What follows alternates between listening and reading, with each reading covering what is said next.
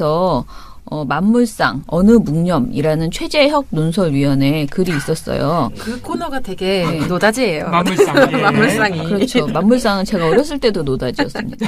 제가 대학교 때도 얘기했었거든요. 진짜 만물상이네. 네네.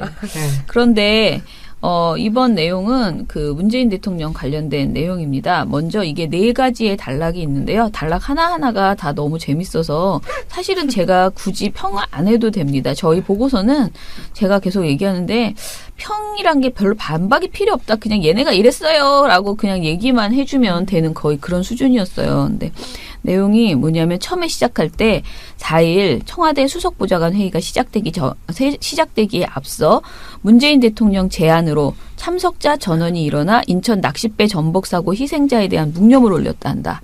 그 모습은 영상 사진으로 공개됐다. 이제 영흥도 낚싯배 충돌 사고로 희생되신 분들을 좀 위로하는 마음을 담아서 잠깐 묵념의 시간을 갖고 회의를 진행할까 합니다. 또 묵념. 안타깝게 유명을 달리하신 분들께 상과 조의를 표하고 유족들께 심심한 위로의 말씀을 드립니다. 이유 여하를 막론하고 이 같은 사고를 막지 못한 것과 또 구조하지 못한 것은 결국은 국가의 책임입니다. 국민의 생명과 안전에 관한 국가의 책임은 무한 책임이라고 여겨야 합니다. 이번 사건의 수습이 끝나면 늘어나는 낚시 인구의 안전관리에 관해 제도나 시스템에서 개선하거나 보완할 점이 없는지 점검해 주기 바랍니다. 대통령 지지자들은 투표 한번 제대로 하고 몇 번을 대우받는지 모르겠다며 감격해하는 댓글을 올렸다. 자, 요거는 무엇일까요? 비아냥거린 겁니다. 그냥 진짜 아주 그냥 배가 아프군 이런 생각이죠. 자기들끼리 뭐 그런 쇼를 하고 그래? 이러는 거죠. 그리고 그 쇼를 보고 박수를 치는 지지자들은 뭐야? 이런 식의 비아냥거림. 아주 노골적인 이렇게 열폭하는 것 같은데요. 배 아파 뭐 그런 태도죠. 그 다음 거부터가 이제 심한데요. 육지에서 얼마 안 떨어진 바다에서 충돌 사고가 발생해 졸지에 13명이나 숨진 것은 정말 안타까운 일이다. 그렇다고 이런 사고가 생길 때마다 청와대가 묵념을 올리겠다는 것인지 의아해하는 사람들이 적지 않다. 인터넷에서 묵념을 올리는 커트라인이 무엇이냐라는 반응이 나왔다. 몇 명이 사망하면 청와대에서 묵념을 올리냐는 것이다. 사실 궁금하다. 앞으로 교통사고나 화재 등으로 여러 사람이 숨지면 그때마다 청와대에서 묵념하나? 이게 글입니다. 자, 어떻게 생각하십니까? 여러분 몇 명이 이 태도였네요. 아주 이 태도에 대해서 그러니까 청와대가 이런 어떤 요번 그 해상 사고에 대한 이제 좀 적극적인 대응을 했잖아요. 이것이 굉장히 우스꽝스럽다는 태도인 거죠. 이게 이들의 이 사람들이 쓴 글은 그 다음 여기까지도 또 그냥 점잖게 어떻게 보면 또 비아냥거린 겁니다. 다음 게 또 이제 그 다음이 더 심한데요. 사고가 나자 해경뿐 아니라 해군 함정과 헬기, 해군 특수부대가 총동원됐지만 결과가 크게 달라지진 못했다. 탑승자 22명 가운데 구조된 사람은 7명이었다. 단순 비교하면 세월호 구조자 비율보다 낮았다. 세월호가 그랬던 것처럼 아무리 해도 어쩔 수 없는 일이 있다. 어쩔 수 없는 일을 있었던 것처럼 만들어 누군가에게 책임을 씌우는 것은 정치 공격일 뿐이다. 라고 얘기를 했습니다. 진짜 나쁘다. 자, 여기서부터 이제 진짜 나빠지기 시작하죠. 아직 남았어요. 더 나쁠 게 있어. 새 정부의 사고 대응은 무언가 지나친 면이 있다. 지나쳐서 손해볼 것 없으니 마음껏 지나치자는 것 같다. 사고가 난 3일 청와대는 문 대통령 동선과 지시를 실시간으로 공개했다. 국민의 의구심과 언론의 추측성 보도가 없도록 하라는 대통령의 말도 전했다. 낚싯배가 전복돼 사망자가 난 것은 불행한 사고이지만 대단한 의구심과 추측성 보도가 나올 만한 일은 아니다. 왜 질에 그런 걱정을 하는지 모르겠다. 대통령은 이 사고를 국가의 책임이라고 했다. 이런 사고를 국가 책임이라고 하는 정부는 세상에 없을 것이다. 청와대는 사고 후 위기관리센터를 가동했는데 이것이 국가적 위기인지도 의문이다. 라고 얘기를 했어요. 자, 이제부터 설명을 좀 해야 되는데요. 이번 사고는 개인의 사고 자체는 개인의 책임일 수도 있겠죠. 왜냐하면 사고를 낸 누군가가 당연히 조작을 잘못해서 사고가 난 거죠. 그렇지만 사고가 일어나고 나서 정부가 해야 할 안전조치를 제대로 감독하지 못했거나 사고 이후의 인명구조 과정에서 부족한 부분이 있을 수 있고요. 이번 사고에서도 사고 현장에 선내 진입이 가능한 해경 특수구조대가 도착하는데 72분이나 걸렸다.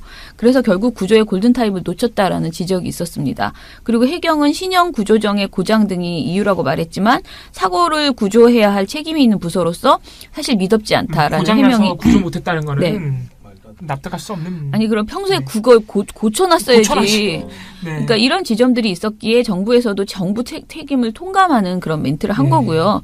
그런데 이것에 대해서 그 논설위원이 이런 식으로 어쩔 수 없는 거다. 그리고 세월호하고 자꾸 세월호하고 비교하는데 정말 이거는 진짜 정말 나쁜 행동입니다. 저렇게밖에 안 될까요? 그리고 세월호 사고 당시 해군 투입은 물론 해경도 제대로 된 구조를 하지 못했다고 비판을 받았는데 그때 우리가 비판한 거랑 똑같이 이번에도 그냥 문제점이 있으면 지적을 하는 거잖아요. 근데 이거에 대해서 굉장히 심하게 딴지를 걸고 있다. 그야말로 그런 것이고, 새 정부의 그러니까 대응이 너무 오바다라는 계속 그런 비판을 하고 있는 것인데, 사실 사고가 났을 때는 진짜 지나치다 싶을 정도로 빨리 대응하는 게 가장 좋지 않나요?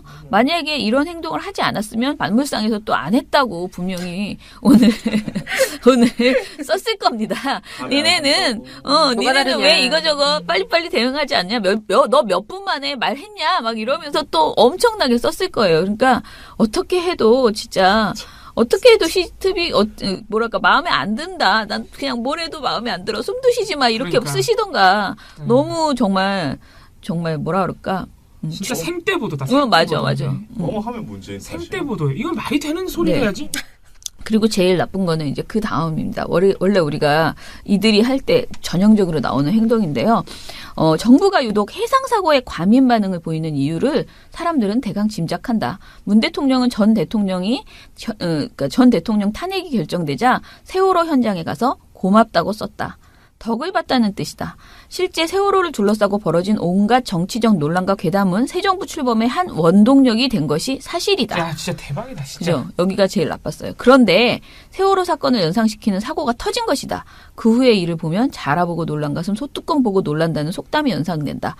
낚싯배 충돌 사고 책임을 대통령에게 물을 국민은 없으니 청와대는 북핵과 같은 진짜 국가 위기에 제대로 대처해 주기를 바란다. 이렇게 썼습니다. 진짜 한 대 때려주고 싶은 아저씨. 할 말이 없어. 좀 불쌍한데요. 이렇게라도 화를 풀지 않으면 그러니까 견딜 수 안타깝다. 없어 하는. 그래서 제가 굳이 이것을 해명을 해야 된다면 우리가 일단은 대통령이 고맙다라고 쓴 것에 대해서는 정말 여러 번 관련된 보도가 나왔음에도 불구하고 이렇게 계속 우려먹고 있습니다. 네. 자, 이거 박광원 대통령 선거 당시에 박광원 수석 대변인이 말했죠. 미안한 것은 이 나라의 어른으로서 살려내지 못했기 때문이고 고마운 것은 그들의 가슴 아픈 죽음이 우리 사회가 이윤보다 사람이 먼저라는 것을 새로 깨닫고 거듭 태어나는 계기를 만들어줬기 때문이다 라는 의미로 말씀하셨다. 자신을 되돌아볼 때마다 희생된 아이들에게 어른으로서 참 미안하고 정치인으로서 참 아프면서도 고맙다고 생각하는 것은 너무 자연스러운 일이 아닐까라고 박 대변인이 당시에 해명을 했습니다. 네. 그런데 최 논설위원은 계속 이것에 대해서 세월호를 두고 벌어진 온갖 정치적 논란과 괴담은 새 정부 출범의 원동력이 된 것이 사실이다. 아니 그럼 세월호를 이용해서 지금 새 정부가 출범했다는 그런 태도잖아요. 지금 이게. 그 정도로 압도적인 지지를 보내서 대통령 당선시킨 국민들은 뭐가 됩니까, 그럼? 다 세월호를 이용해서 전부 다 정권을 세월호를 바꾼 이용해서 거예요. 찍었다는 지금? 거야? 진짜 이게 그리고 세월호 사고로 인해서 국민 모두가 해상 사고에 대한 깊은 트라우마가 있는 건 사실이에요. 그러니까 이게 우리가 배 사고 그러면 사실 굉장히 아프고 불편하고 막 불안해지는 건 사실이잖아요. 그렇기 때문에 저는 그 마음을 알고 좀 더 과잉 대응했을 수는 있어요. 그러니까 좀 더 막 이렇게 적극적으로 다른 어떤 사고보다 지금 말하는 교통사고 어쩌고 하는데 그리고 사실은 꼭 배사고가 아니라 하더라도 우리가 이 안전 사회를 구축하자라는 이야기가 세월호 이후에 굉장히 많이 있었고 그래서 계속 우리가 하는 말이 세월호 이전과 이후는 달라야 한다라고 말하잖아요. 그렇기 때문에 이전 정부에서는 세월호 이전에 있었던 정부에서는 어떤 사고가 나면 그냥 그 사고를 수습하는 수준이었다면 이제는 그 사고로 인해서 발생하는 일들을 계속 개선해서 적극적으로 우리 사회가 고쳐나가야 된다라는 개념이 굉장히 많아졌고 그거는 정부에게 요구하는 국민의 당연한 목소리거든요. 근데 이런 것들을 다 진짜 오버하고 있네. 북핵이나 제대로 대응해. 이런 식으로 지금 치고 나간 거거든요.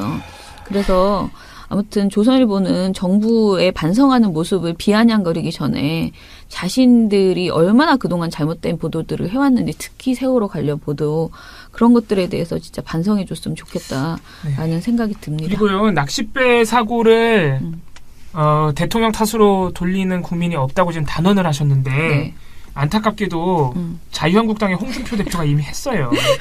우리 네. 또 소중한 국민. 네, 소중한 국민 중에 한 분이고 자유한국당이 그동안 굉장히 좋아했던 자유한국당 홍준표 대표가 VTS 예산을 문재인 정부가 삭감해서 복지를 키우느라고 그래서 이 사고가 난 것이다 라고 했는데 그게 또 거짓말이었어요. 네, VTS가 뭐냐면 이제 해상 관제 시스템인데 그 예산을 축소하지도 않았고 네. 복지 예산이 늘어나지도 않았어요. 어제 예산안 통과된 거 보시면 알겠지만 복지 예산은 오히려 1.5조가 줄어들었어요.